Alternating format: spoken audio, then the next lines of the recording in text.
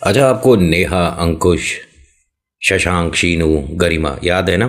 अगर आप पहली बार आए हैं और थोड़ा सा कन्फ्यूज़न है तो मैंने लिंक डिस्क्रिप्शन में दिया है। दो कहानियां हैं, एक बार उन्हें देख लीजिए, परिवार को अच्छे से समझ जाओगे।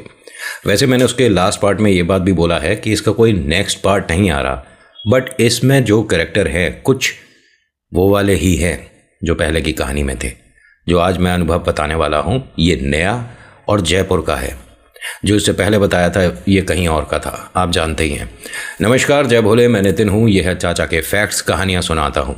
कभी फैक्ट्स, कभी ईश्वर से जुड़े चमत्कार, कभी रोचक पौराणिक कथाएं, कभी तीसरी शक्ति यानी भूत प्रेत आत्मा से जुड़े कुछ ऐसे रियल लाइफ किस्से जो मैं यहाँ कहानी के माध्यम से बताता हूँ।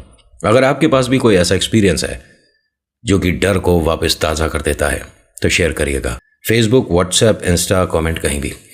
थोड़ा वक्त लगता है लेकिन हर किसी की कहानी को मैं सच मानकर अपलोड करता हूँ। अभी इंट्रो, फिर शुरू करते हैं आज की एक ताज़ा और डरावनी कहानी। जय भोले।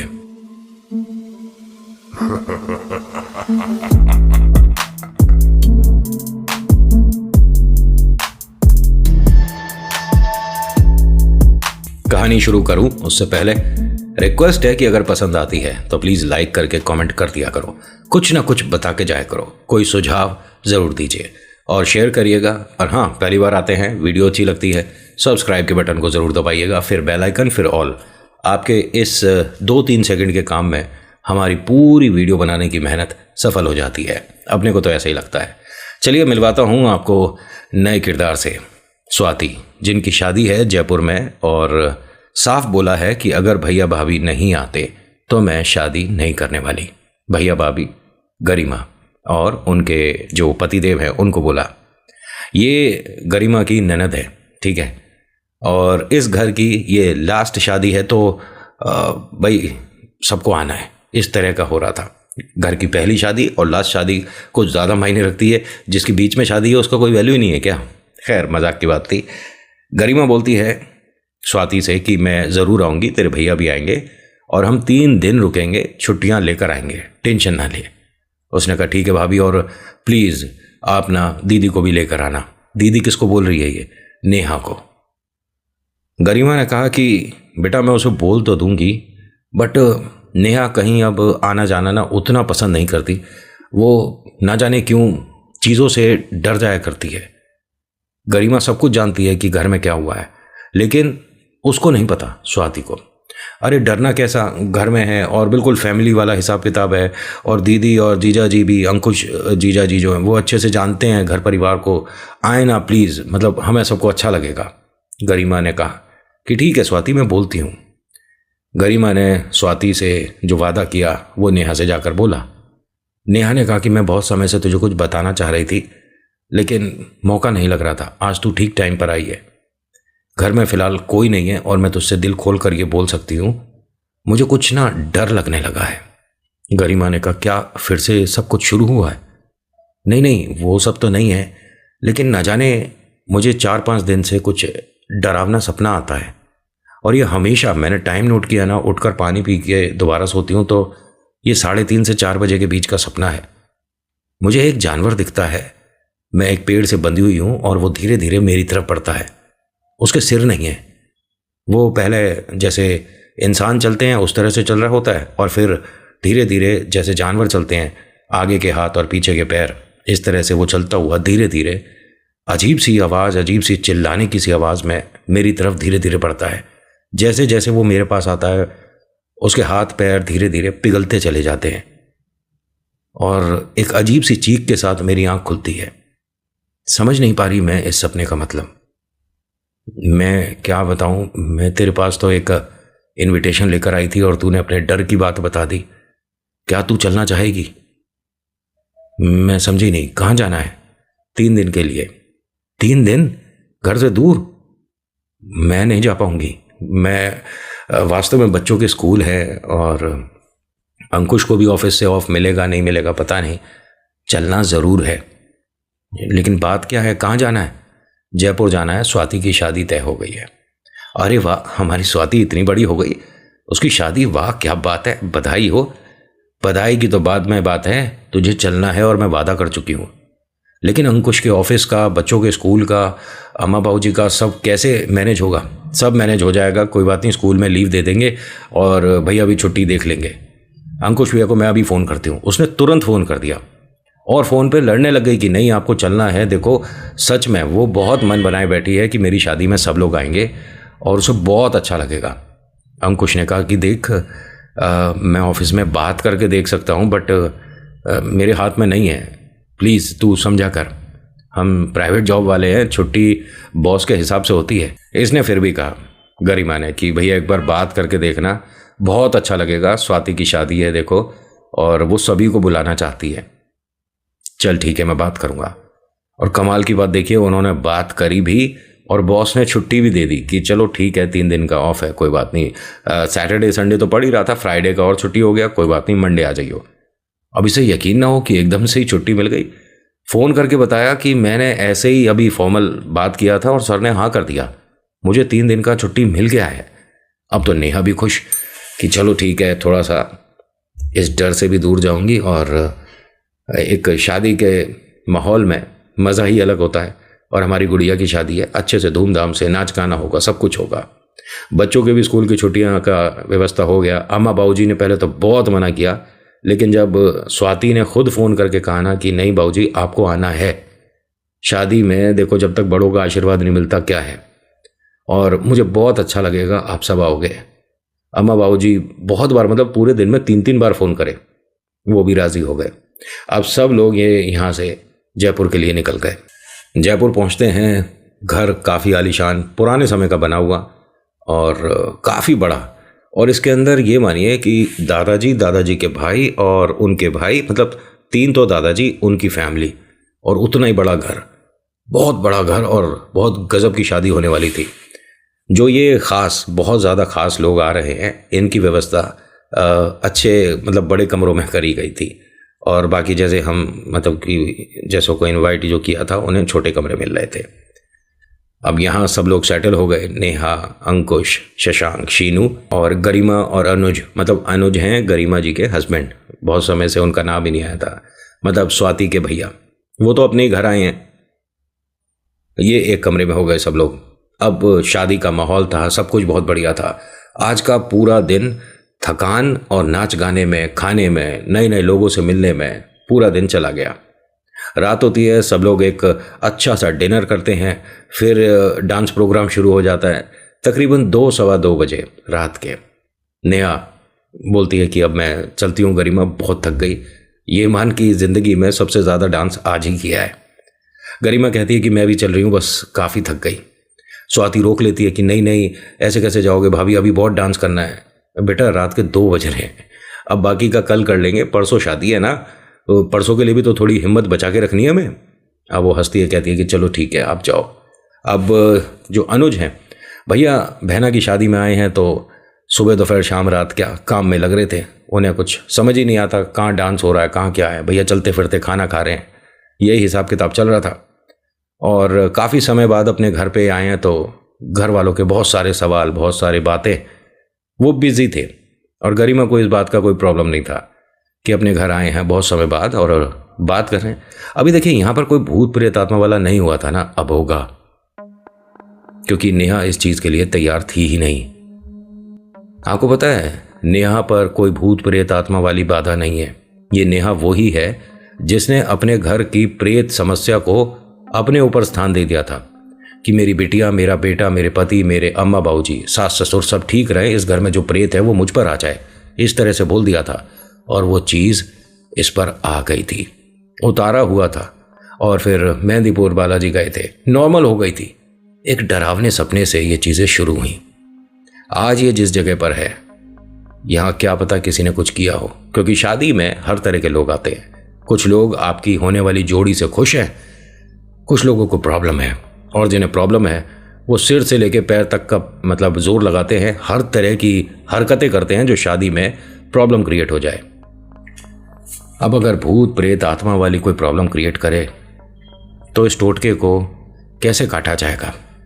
और एक चीज़ बताऊं, शादी विवाह, होली दिवाली, बड़ा दिन, ये सारे कुछ ऐसे होते हैं जिसमें टोटका 10 की जगह 100 का असर करता है।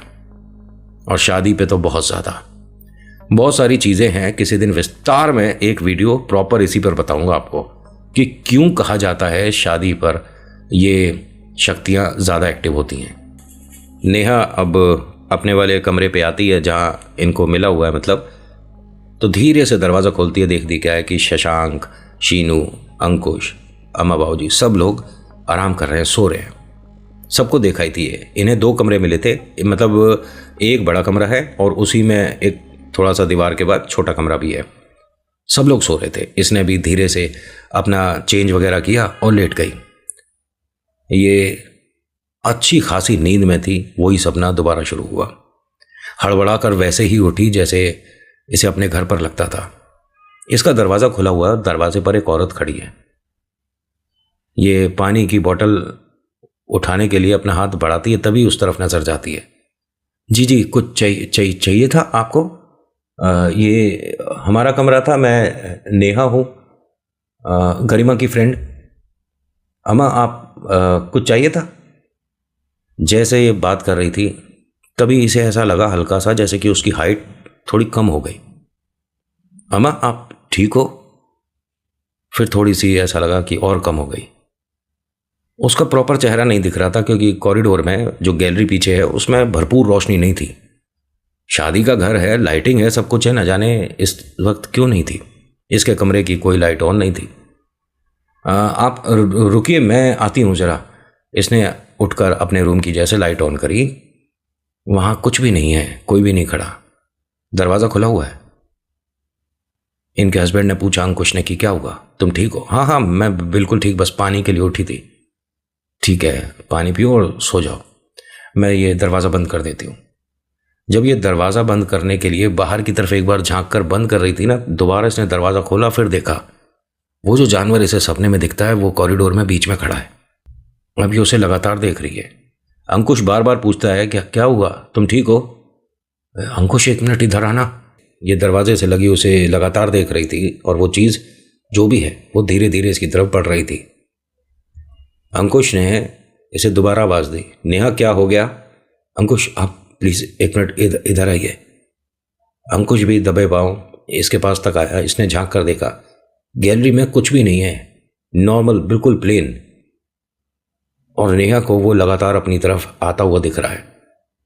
अंकुश ने नेहा को एकदम कंधे पकड़ के झिंझोड़ा, क्या हो गया तुम्हें? ये अपनी नींद से में जागती है, चारों तरफ देखती है, पसीने पसीने हो रही है। अंकुश इन्हें बेड पर बिठाते हैं, पानी पिलाते हैं, क्या हुआ? फिर इसने अपने उस डरावने सपने के बारे में बताया। ये तुम्हारे मन का वहम है, वो जो कुछ हुआ है ना, सब चीज़ें कभी कभी याद आती होंगी तो डर लगता होगा, और मैं इसमें तुम्हें गलत नहीं ठहरा रहा। तुम आराम से सो जाओ, मैं जाग रहा हूँ, कोई परेशानी नहीं होगी। बहुत सपोर्ट करते हैं। ये अभी लेटी थी और धीरे धीरे हंसने लग गई। अंकुश को ये चीज़ थोड़ी सी अजीब लगी। नेहा के सिर पर हाथ फेरते हुए पूछते हैं कि नेहा तुम ठीक हो? नेहा तुम ठीक हो? ये दोबारा जब हंसी ना तो हल्की सी हंसी में जैसे आदमी हंसा हो ऐसी इसे महसूस हुई। अंकुश ने एकदम लाइट वगैरह दोबारा ऑन कर दी। नेहा 1 मिनट उठ जाओ, नेहा उठ जाओ। नेहा उठी, हाँ क्या हुआ? तुम ठीक हो ना पक्का? हाँ हाँ मैं बिल्कुल ठीक हूँ, और प्लीज़ बार बार आप ऐसे क्यों पूछ रहे हो मुझे सारी चीज़ें याद आने लग जाती हैं। मैंने आपको अपने सपने के बारे में बताया ना।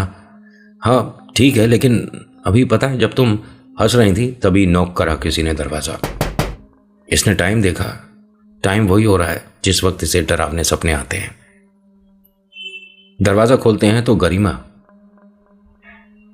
गरिमा इनसे पूछती है कि तुम ठीक हो नेहा? हाँ मैं ठीक हूं, लेकिन क्यों पूछ रही हो? मुझे तुम रूम में दिखी थी। मैं जब से यहीं पर हूं, अंकुश से पूछो। अंकुश ने कहा कि हाँ ये कहीं नहीं गई है, ये यहीं पर थी, लेकिन मैंने इसे अपने रूम में देखा है और ये रो रही थी खड़ी हुई। अंकुश ने कहा कि गरिमा तुम ये क्या बोल रही हो, और सच मानो मेरे को पक्का यकीन है ये यहीं पर है, नेहा कहीं नहीं गई है। नेहा ने कहा कि गरिमा मुझे पूरी बात बता, तुझे क्या दिखा था?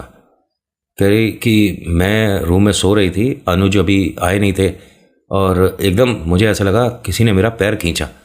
मेरी आंख खुली और मैंने देखा तो वास्तव में तू थी, तूने ही मेरा पैर खींचा और कॉर्नर में खड़े होकर तू रोने लग गई। नेहा हंसकर कहती है कि तू बेकार की बातें मत बना, तुझे पता है ना कि मुझे कभी कभी ये डरावने सपने आते हैं, तो प्लीज़ तू ये सब मत बोल। अंकुश ने कहा कि मुझे सच में समझ नहीं आ रहा है ये क्या हो रहा है तुम्हारे साथ। अब जब ये कोई समस्या है नहीं, उतारा हो चुका, धागा भी बंधा था तुम्हारे और कुछ समय पहले ही वो ख़राब हो गया तो खोल दिया था, तो ये चीज़ें क्या दोबारा शुरू हो गई हैं? मैं नहीं जानती, एक काम करती हूँ, सुबह मैं भगत जी को फ़ोन करके पूछूंगी कि मुझे ये सब कुछ क्यों हो रहा है। मैं अब दोबारा ये सब बर्दाश्त नहीं कर पाऊंगी। अंकुश ने कहा कि कोई परेशानी नहीं होगी, सब कुछ ठीक होगा। गरिमा को ना यहाँ डर भी लग रहा था और नेहा के लिए चिंता भी हो रही थी। साथ ही साथ इसे चिंता थी स्वाति की। कल मेहंदी है और मेहंदी के वक्त ये चीज़ें कुछ ज़्यादा एक्टिव हो जाती हैं। खैर, आज की रात तो जैसे तैसे निकल गई। सुबह हुई, घर परिवार में सब लोग उठ रहे हैं, बैठ रहे हैं, खा रहे हैं, पी रहे हैं, मज़े कर रहे हैं, सब कुछ एकदम बेहतरीन हो। प्रोग्राम मेहंदी का शुरू होता है रात के 8 बजे। बहुत सारी उनकी फ्रेंड्स आई हुई हैं। स्वाति जिनकी शादी है उनकी बहुत सारी फ्रेंड्स आई हुई हैं और घर की बहुत सारी भाभी लोग हैं, ताई चाची, ये सब, मतलब बहुत प्यारा एक बढ़िया प्रोग्राम हो रहा था। नेहा भी अपने रूम से आई हुई थी, यहाँ पे सभी के साथ मिल के सेलिब्रेट कर रही थी। एक ये चीज़ गलत कर रही थी, ना जाने क्यों बार बार लोगों की नज़र में आ रही थी।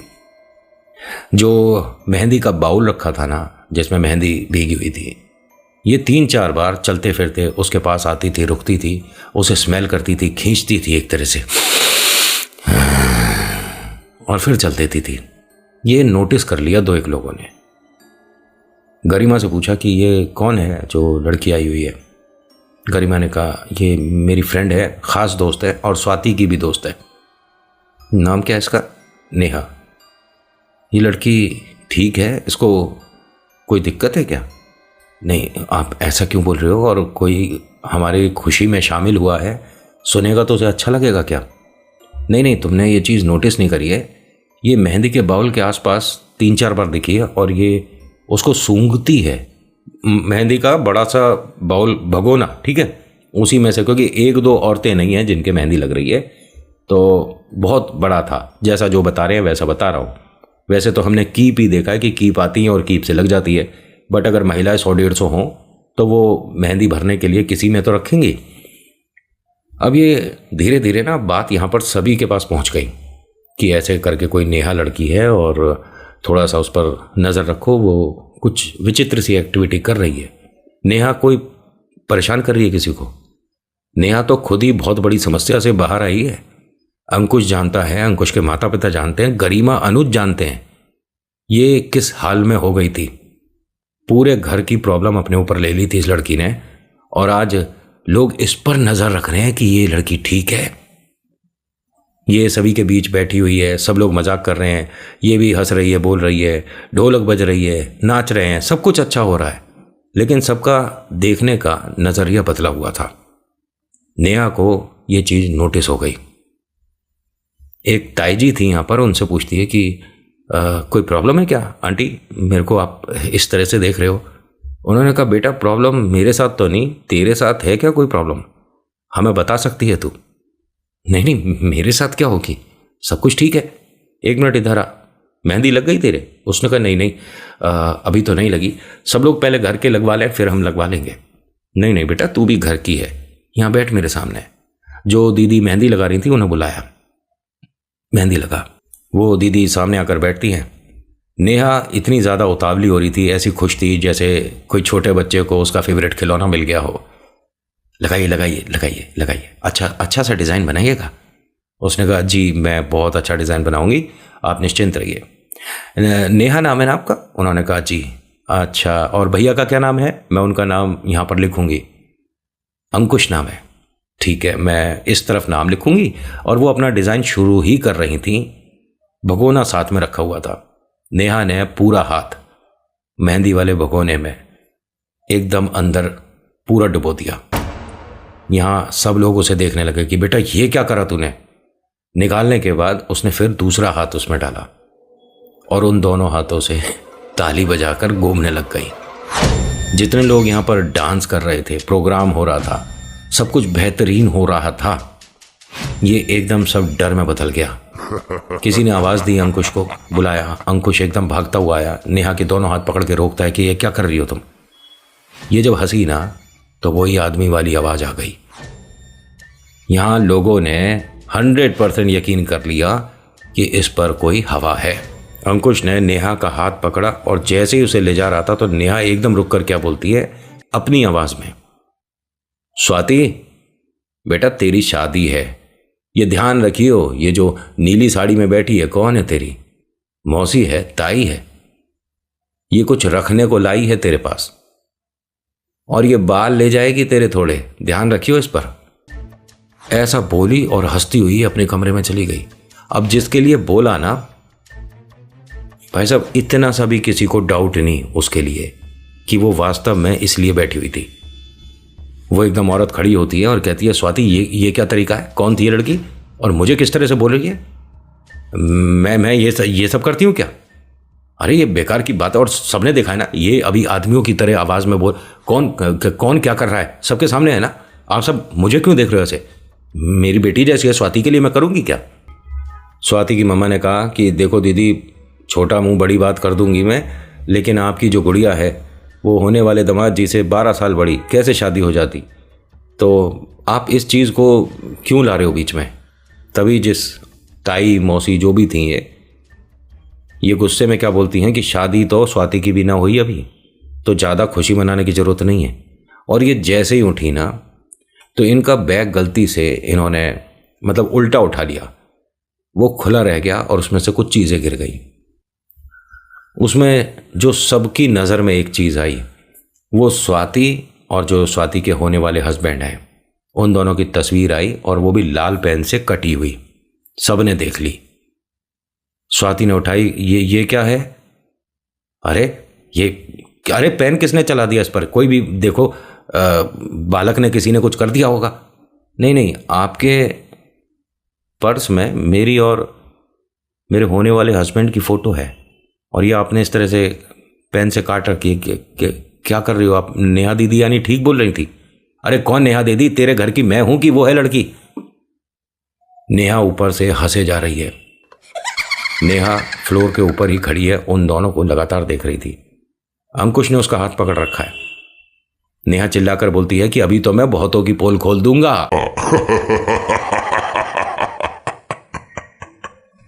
अंकुश ने जैसे ही नेहा का हाथ खींचने की कोशिश करी तो नेहा ने उल्टा अंकुश का हाथ पकड़ा, और उन्हें मतलब इतना टाइट पकड़ा हुआ था हाथ कि अंकुश को समझ आ गया कि नेहा के ऊपर कोई हवा है, ये इतनी शक्ति से, इतनी ताकत से नहीं पकड़ सकती। अंकुश की आंखों में आंसू थे, लेकिन बस वो ये बोलता है कि आप जो भी हो, मेरी पत्नी को आप मुक्त कर दो। जो भी परेशानी या जिस भी माध्यम से बात करनी है तो मैं हूं ना, आप मेरे माध्यम से बात करो। इसने धीरे से बोला, मैं किसी को कष्ट नहीं दे रहा, ये हमारी मालकिन है जिनके माध्यम से हमने बोला है, मैं किसी को कुछ नहीं कहूंगा, ये मालकिन है हमारी। और ये बोलकर अंदर चली गई। अंकुश ने सीधा जाकर अपने अम्मा बाबूजी को बताया। गरिमा तक भी ये सारी बातें पहुंची। गरिमा उस वक्त घर में मौजूद नहीं थी जिस वक्त ये सब कुछ हुआ, वरना काफी कुछ संभाल लेती वो बात। गरिमा सीधा इनके कमरे पे आई और पूछती है कि क्या हुआ था यहाँ, और आपने मुझे फ़ोन क्यों नहीं करा? अंकुश की आंखों में आंसू थे कि सबके सामने इसका मजाक बन गया। गरिमा ने कहा कि मजाक इसका नहीं बना है, आपको पता है वो जो आई हुई थी वो हमारी मतलब दूर की रिश्तेदारी में है, और उन्हें परेशानी है स्वाति और इस शादी से। उनकी पोल सबके सामने खुली है, पूरे खानदान को पता था इनके बारे में, लेकिन कभी किसी का मुंह नहीं खुला। आज नेहा ने कमाल कर दिया। सब लोग कह रहे हैं कि उस गुड़िया ने इस घर पे बहुत बड़ी आई जो बला थी वो एक बेनकाब कर दी। नेहा इसके सामने आती है, और गरिमा कैसी है तू? मैं ठीक हूँ, और तू सही है? हाँ, अरे मेहंदी का प्रोग्राम शुरू हो गया होगा, चल हम भी लगवाते हैं। गरिमा ने कहा कि तेरे तो मेहंदी लग चुकी है ना, मेरा मन नहीं है, मैं सिर्फ अपनी दोस्त के साथ बैठना चाहती हूँ। नेहा तू और मैं चल बाहर चलते हैं और थोड़ा सा मतलब एक राउंड बाहर की सोसाइटी का लगा कर आते हैं। चल ठीक है। ये मेरे हाथों पे किस तरह की मेहंदी लगवाई है तूने? इन्हें बिल्कुल डिज़ाइन वगैरह बनाना नहीं आता। उन्होंने कहा हाँ वो गलती से मेहंदी फैल गई थी, कोई बात नहीं, एक इसके लिए कुछ मैं व्यवस्था करती हूँ और ये सब हटाकर एक अच्छा डिज़ाइन बनाएंगे। ना ना मुझे मन नहीं है। जब ये जा रही थी ना सीढ़ियों से उतर कर नीचे घर में, तो सभी महिलाएं जो नाच रही थीं, गा रही थीं, खूब खुश थीं। इसे देखकर इसके सामने हाथ जोड़ती हैं, बेटा सुखी रहे। इसने सबकी तरफ एक स्माइल सी करी और घर के बाहर आ गई।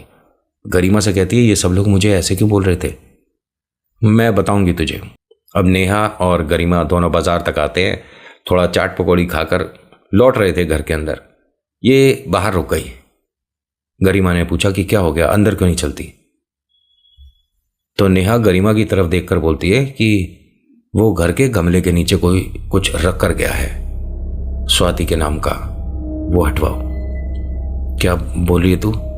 हाँ, इस घर पर कोई कुछ करके गया है और मैं तो देख रहा हूं, मैं बता रहा हूं ना, गमले के नीचे रखा है, हटवा।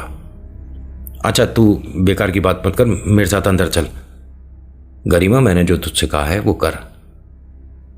नेहा तुझे अंदर घर में आना है कि मैं अंकुश को फ़ोन करूं? वो वहीं ज़मीन पर बैठ गई और जैसे ही ज़मीन पर बैठी अंदर लोगों ने, भाई कोई लड़की है वो आ रही थी अंदर और उसके साथ गरिमा बिटिया भी है और वो ज़मीन पर बैठ गई है, भाई चलो बाहर कोई दिक्कत हो गई है बेचारी के साथ। अब यहाँ भीड़ लग गई भाई साहब, सभी लोग थे। गरिमा ने कहा कि आप सब जाइए, मैं लेकर आ रही हूँ। तभी एक औरत ने पूछा कि नेहा नाम था ना बिटिया तेरा, कोई बात है तो हमें बता। इन्होंने उस औरत का नाम लिया। इतने लोग हैं, 100-150 औरतें हैं, पता नहीं कौन की किसकी कैसी क्या रिश्तेदारी है, नाम तो बहुत बड़ी बात है। इसने नाम लेकर कहा कि 2-3 गमले हटा कर दे, किसी के नीचे कुछ रखा दिखेगा। अब घर के लोगों ने ये करा। इनके घर में बहुत बड़े बड़े गमले होते कि मतलब 4-4, 5-5 आदमी से एक गमला उठा कर देखा तो भाई साहब बहुत बढ़िया करके कोई गया था, बकायदा गड्ढा बना कर करके गया था। सब लोग इसके आगे ऐसे हाथ जोड़े हैं जैसे कि कोई बहुत बड़ा भगत आया हुआ हो घर में। अरे ये कोई देवी का रूप है, ये कैसे जानती है सब कुछ? गरिमा इसके बारे में बता, ये कौन बिटिया है? इसने तो घर पे आई बहुत बड़ी बला 2 बार। देखो ये गुड़िया तो भाई बहुत अच्छा किया ऐसे बुलाकर, घर में इतनी बड़ी समस्या हो सकती थी। स्वाति तू कितनी किस्मत वाली है, तेरे सिर पर ऐसी नेहा दीदी जैसा हाथ है।